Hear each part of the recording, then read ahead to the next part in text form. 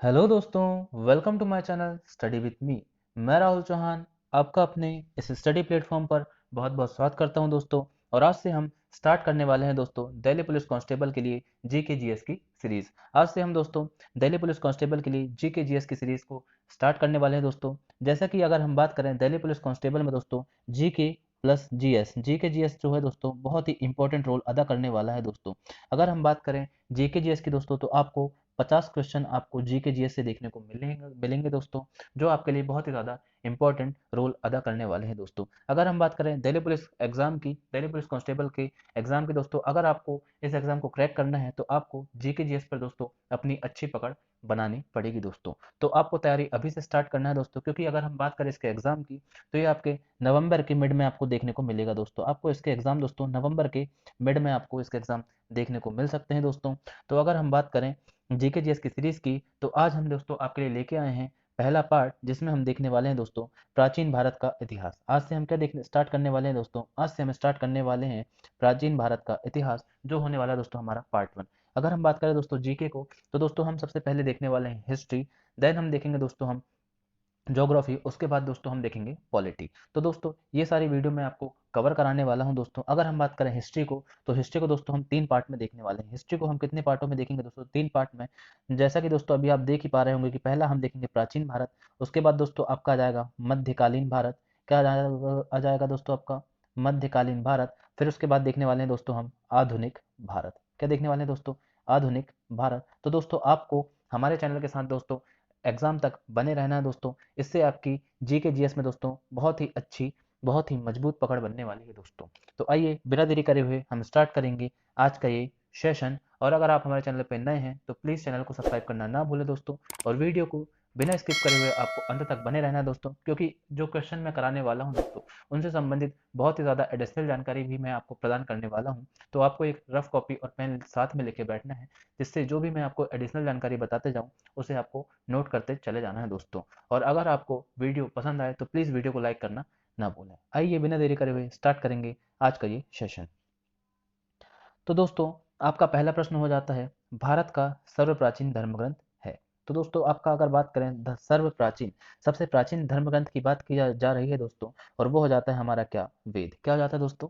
वेद। अब दोस्तों वेद से क्या क्या क्वेश्चन बन सकते हैं वो हम देख सकते हैं दोस्तों। अगर हम बात करें वेद की, तो आपसे पूछ लिया जाता है दोस्तों वेदों के रचनाकार या फिर वेदों के संकलनकर्ता।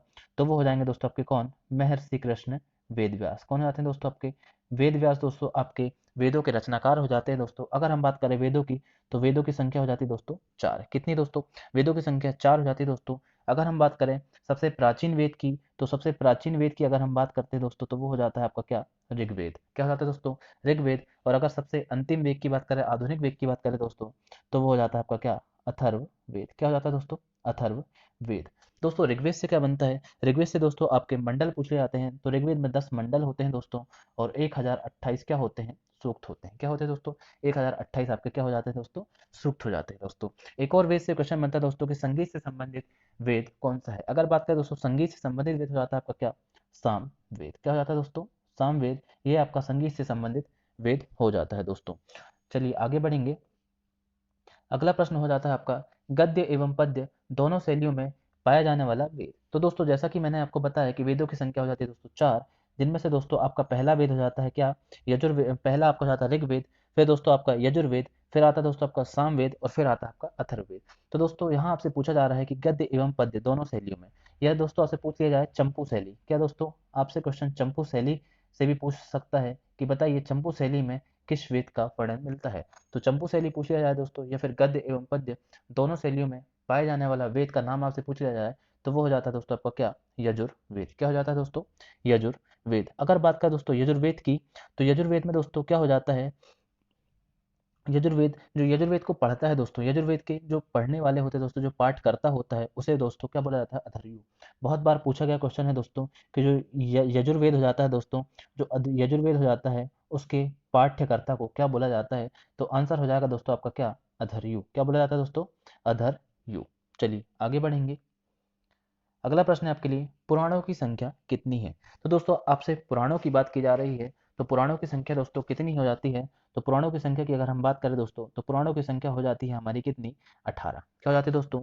18 पुराणों की संख्या हो जाती है दोस्तों। अगर हम बात करें सबसे प्राचीन पुराण की, आपसे बहुत ही बार रिपीटेड क्वेश्चन है दोस्तों, हर एक एग्जाम में आपको देखने को मिलेगा। सबसे प्राचीन पुराण अगर हम बात करें दोस्तों, तो वो हो जाता है हमारा क्या? मत्स्य पुराण। क्या हो जाता है दोस्तों? मत्स्य पुराण हमारा सबसे प्राचीन पुराण हो जाता है दोस्तों।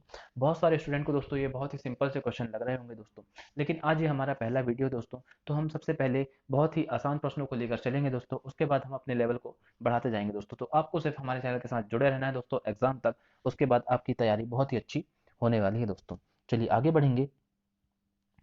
आपसे पूछा गया दोस्तों कि बुद्ध की पूर्व जन्म का वर्णन मिलता है। तो बुद्ध के पूर्व जन्म का वर्णन किसमें मिलता है दोस्तों? तो वो मिलता है आपके कहाँ? जातक कथाओं में। कहाँ दोस्तों?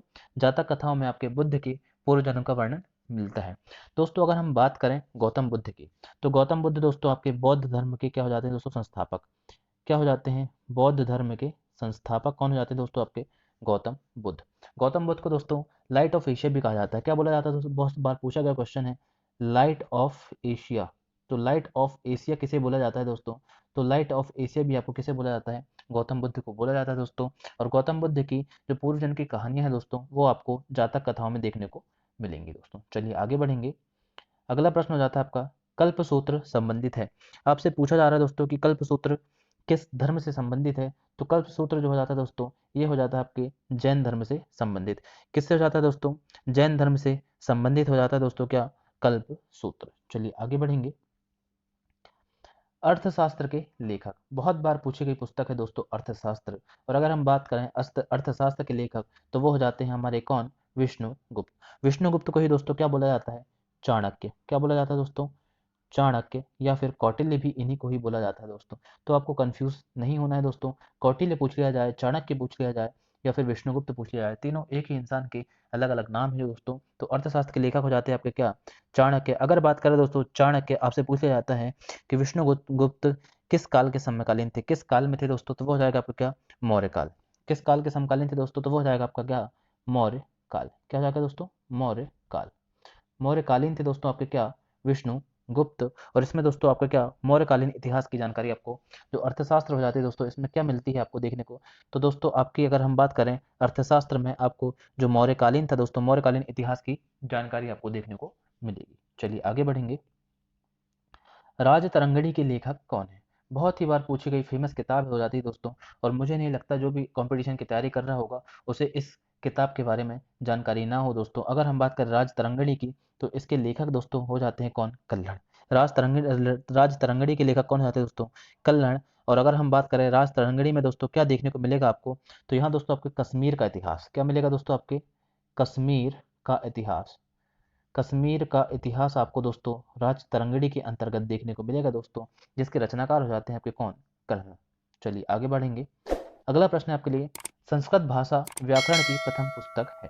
तो दोस्तों ये जो इंपॉर्टेंट बुक्स है दोस्तों इतिहास की, जो बहुत बार पूछी जाती है दोस्तों, वो मैं आपके लिए आज लेके आया हूँ।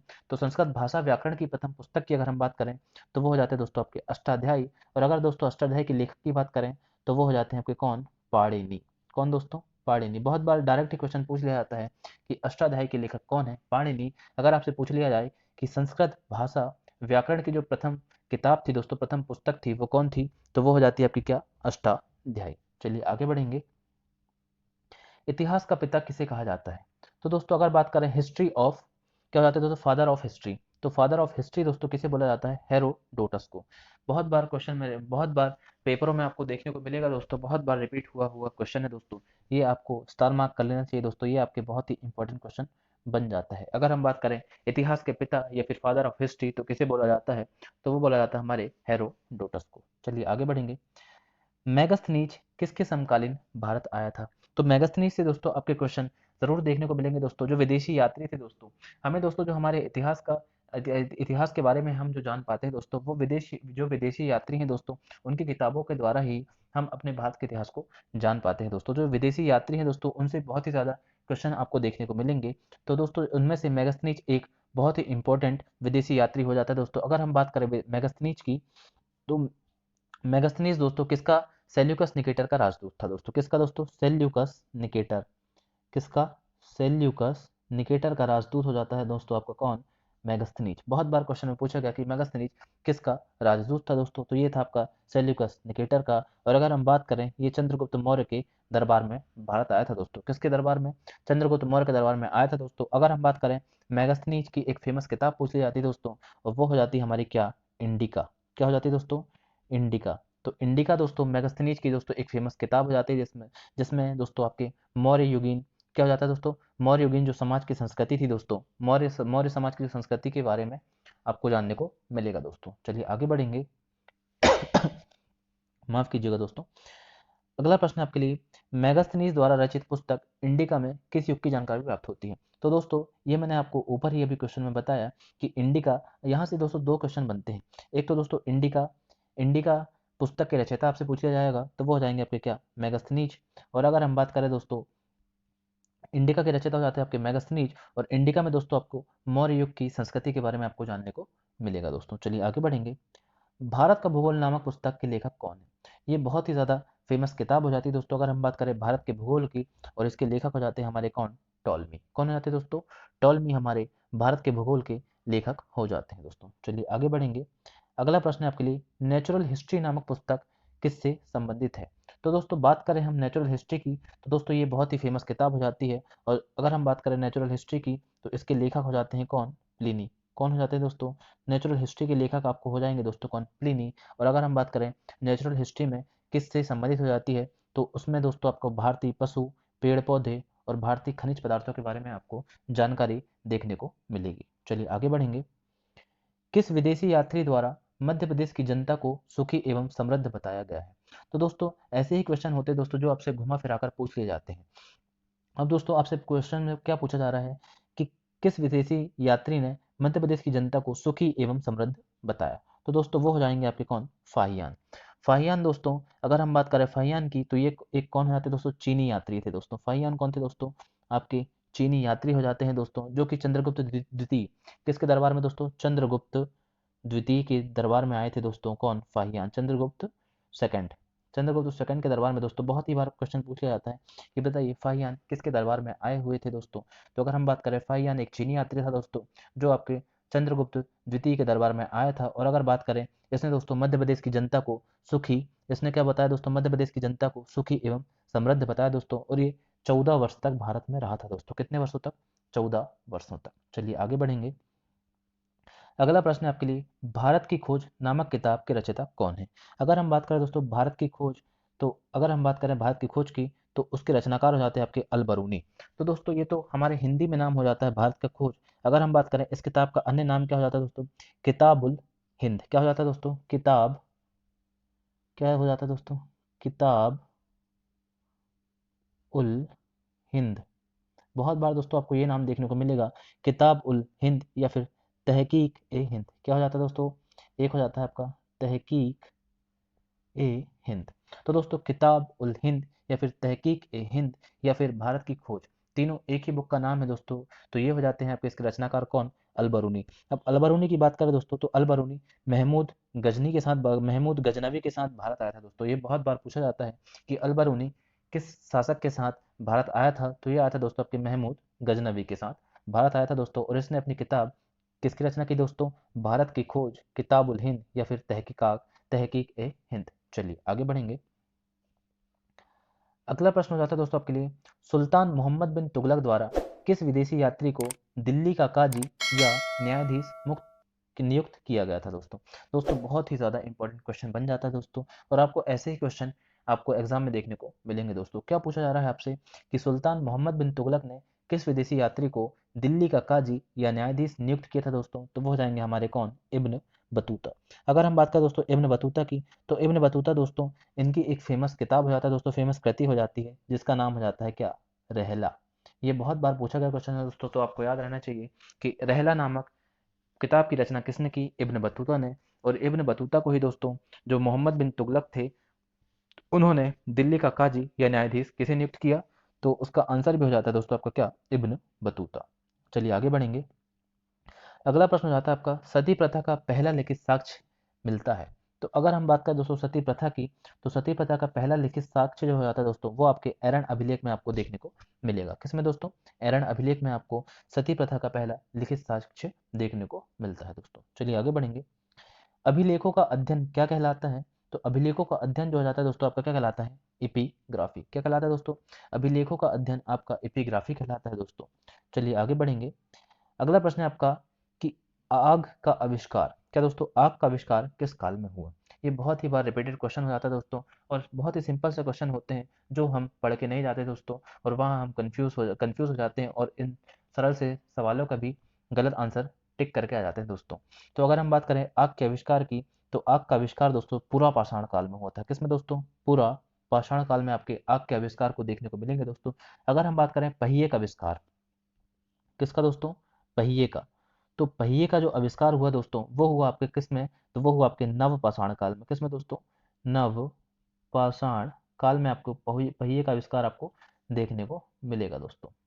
तो अगर हम बात करें आग का आविष्कार आपसे पूछ लिया जाए तो वो पूरा पाषाण काल में। अगर बात करें दोस्तों पहिए का, तो पहिए का आविष्कार हुआ आपके नव पाषाण काल में। चलिए अगर दोस्तों आपसे पूछ लिया जाए कि मनुष्य ने पहला जो पालतू जानवर था दोस्तों वो किसे बनाया था, तो वो बनाया था दोस्तों कुत्ते को। किसको दोस्तों? कुत्ते को। चलिए अगर बात करें दोस्तों जो मनुष्य था दोस्तों, पहले मनुष्य दोस्तों भ्रमण करते रहता था, जंगलों में घूमते रहता था दोस्तों, उसमें स्थायी निवास की प्रवृत्ति दोस्तों नहीं पाई जाती थी। तो अगर हम बात करें स्थायी निवास की प्रवृत्ति किस पाषाण काल से स्टार्ट हुई, तो वो भी दोस्तों आपकी नव पाषाण काल। कब से दोस्तों? नव पाषाण काल से आपकी स्थायी निवास की प्रवृत्ति दोस्तों मनुष्य ने अपनाई दोस्तों। और पहला जो पालतू जानवर बनाया वो आपका क्या था दोस्तों? डॉग। क्या था दोस्तों? डॉग। और नव पाषाण काल में ही दोस्तों पहिए का आविष्कार भी हुआ। चलिए आगे बढ़ेंगे। अगला प्रश्न हो जाता है मनुष्य द्वारा सर्वप्रथम किस धातु का उपयोग किया गया था दोस्तों? तो अगर हम बात करें मनुष्य द्वारा सर्वप्रथम तांबा धातु का, जो दोस्तों तांबा मेटल है दोस्तों, उसका प्रयोग किया गया। और सबसे पहला जो औजार बनाया गया था दोस्तों तांबे से, वो था दोस्तों आपका क्या? कुल्हाड़ी। क्या था दोस्तों? कुल्हाड़ी। चलिए अगला प्रश्न आपके लिए। भारत का सबसे प्राचीन नगर मोहनजोदड़ो का अर्थ क्या होता है? दोस्तों बहुत ही बार पूछा गया क्वेश्चन है दोस्तों।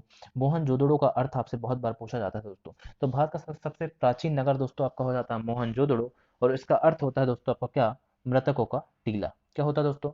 मृतकों का टीला। चलिए आगे बढ़ेंगे। उत्तर भारत के मंदिरों का निर्माण किस शैलियों में किया गया है दोस्तों?